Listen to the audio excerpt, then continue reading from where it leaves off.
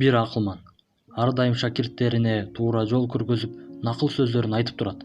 Бир күнү да адаттагыдай шакирттерин чогултуп алып, "Силер ачууңар келген кезде кандай мамиле кыласыңар?" деп сурайт. Ар ким ар кандай жооп айтат. Бири тилдейбиз дейт, экинчиси жазалайбыз дейт, дагы бири туура эмес экенин сөз менен жеткизебиз дейт.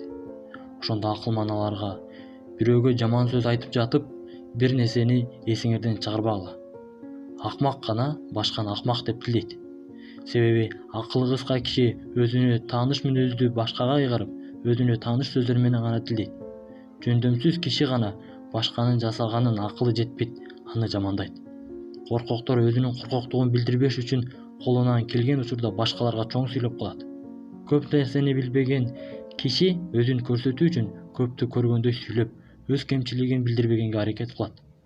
Башкаларга өйдөн-сүнөп сүйлөйт. Башкача айтканда, алар айткан сөздөрү менен өздөрүн ким экенин билдирип коет. Ошондуктан адамга ар дайым бийик болгула жана жаман сөз айтпагыла", деп насыйхат кебин айтат.